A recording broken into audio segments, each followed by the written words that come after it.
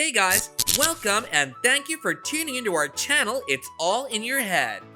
Have you ever wondered why some people can effortlessly traverse a tumultuous life and remain emotionally stable, while others fall to pieces at the simplest of things? Are you a person that is frequently plagued with remorse, guilt, or shame over the emotional ways you've reacted in stressful situations? The good news is, emotional maturity can be built through a process of thoughtful and purposeful activities, just as you can build any skill with repetition, consistency, and understanding.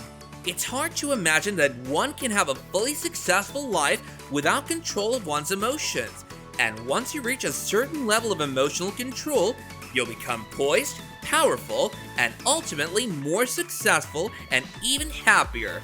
This is emotional maturity.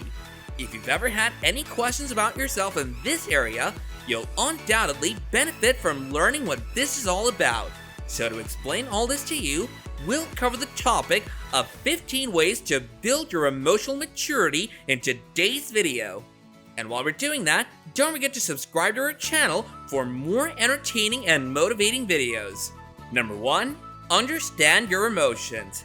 Do you have any feelings of tension, tightness, tingling, heat, or anything else? If you do, then take careful notes and pay great attention to everything else.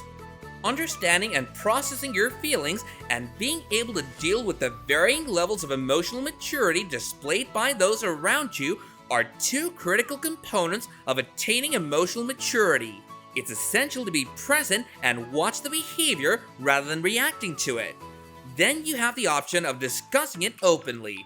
Remember that self-control is an elemental giant that influences how others view you. Number 2, never hold grudges and be positive. This is the point when the rubber meets the road. There will be no excuses and no moaning. When somebody wrongs you, it's natural to desire to avoid that person. Holding grudges is easy when you believe you're justified. However, maturing implies learning to forgive and move on from these difficulties rather than allowing them to fester. A mature individual is born with a good mindset. They believe that with enough hard effort, patience, and tenacity, everything will work out. This attitude maintains that mature individuals are in harmony with themselves and with others. Number 3, embrace reality. Reality is defined as what is or the way things are. It exists regardless of your feelings about it. Accept it and find serenity. If you resist, you will feel pain and frustration. Some of your realities were chosen by you, like the job you took or whom you were married to, while others were imposed upon you by your ancestors, like status or age, or other reasons beyond your control. This isn't to suggest that some realities cannot be altered. You can do some of them, but some you simply cannot. But at this moment, what is. To be happy and productive, you must recognize and respect your life's realities rather than rejecting them. Number 4, write it out. Allow all of your emotions to flow onto the paper the next time you're feeling overloaded. Studies have shown that journaling improves emotional maturity. Then, once you're feeling calmer and in a more balanced frame of mind, go back and reread what you wrote in the heat of the moment to see if you reacted with optimal emotional maturity. Number 5, learn to more, talk less. Most people communicate in a way that is almost competitive, or at least in a passive-aggressive way, and you should know this is not a sign of maturity. Do you know, studies show that the person who speaks the least in any given situation will typically be viewed as more mature and intelligent. The best-selling author Stephen Covey said, "Listen first to understand, then speak to be understood." This will create a much greater level of respect and rapport with whom you're talking to, and ultimately have a more successful communication. So for the next time, be an active listener rather than a chatterbox. Number 6, show empathy. When someone is in a bad mood, you should always be empathetic. Empathy and sympathy are two terms that are sometimes used interchangeably, although they're not exactly the same thing. Anyone may sympathize with someone in suffering, but empathy goes a step further by absorbing the person's feelings. When you learn to be compassionate, it indicates that your emotions are developing. People are naturally attracted to emotionally mature people because of their capacity to listen without judgment and to demonstrate empathy to others.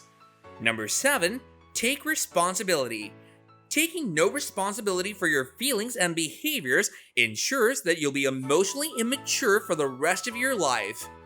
Unfortunately, the less responsibility you accept for your feelings, the less control you have over them. As a result, you're highly reactive to individuals and situations that cause emotional pain. This frequently results in angry outbursts and heated discussions over who is correct and who's incorrect. Learning from errors entails both behavioral and spiritual development. It involves recognizing that you're not flawless and coming to terms with that reality. The emotionally mature individual acknowledges that life is what they make it, that every person has the choice to create their own destiny, and those that are emotionally developed live life making responsible choices, knowing that whatever these choices result in, we are ultimately responsible. Number 8, build self-confidence. Confidence cannot be thought as a set of rules. It's a state of mind. Never underrate your power. Accept and love yourself rather than looking for someone else to complete you. Help yourself instead of expecting others to do it for you. Doing what you're scared of is the best approach to building self-confidence and emotional maturity. Make a list of what you're good at and what you know needs to be improved. Celebrate and grow your strengths while maintaining your flaws. Number 9, travel. Most of us consider travel to be exotic and expensive and hence unreachable. However, this doesn't have to be the case. Maybe it's taking a different route to work or visiting that park on the other side of town that you've always wanted to visit one weekend. Travel is everywhere. Give yourself a treat and see and do something different. These kinds of events may often change our viewpoint, provide us with emotional maturity, and provide us with a much needed connection to ourselves and the world at large. Number 10, set boundaries.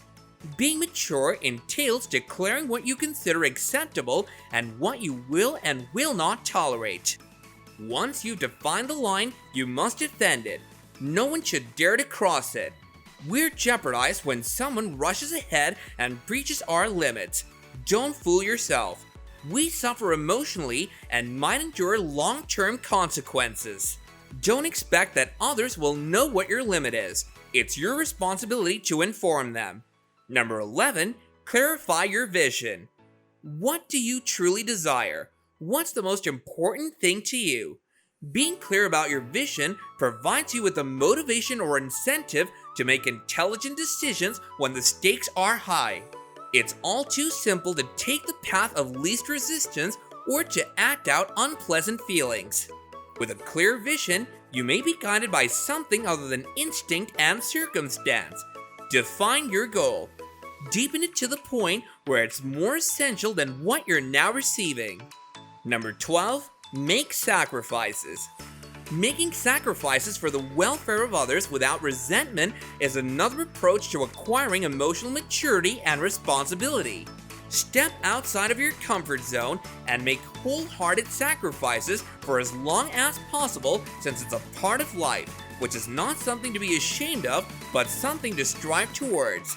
The emotionally mature channel their joy into giving and generosity.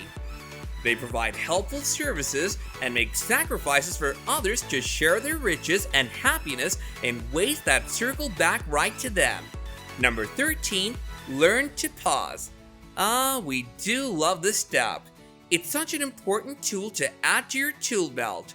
Pausing gives us an extra few seconds to allow ourselves to choose to respond rationally. It's not an unfair treatment to you or anyone else. So take a minute, an hour, or even a day if you have to. Number 14, be open to learning. Being receptive to learning is an important element of developing emotional maturity. An emotionally mature person recognizes that they don't know everything and that there are always more to learn and acquire from others around them. It's acceptable to confess that we don't have all of the answers and that we require advice from time to time, whether from a therapist, a teacher, or a friend. By broadening your horizons, you'll be able to grow in more ways than one. The most important thing is to be honest with yourself about how you're feeling and not to be scared to seek assistance when needed. Number 15, respect others' opinions. Everyone has heard of the phrase, walk a mile in someone else's shoe, but how many individuals truly put this advice into practice? Give it a go. You never know what could happen. People have various perspectives on life.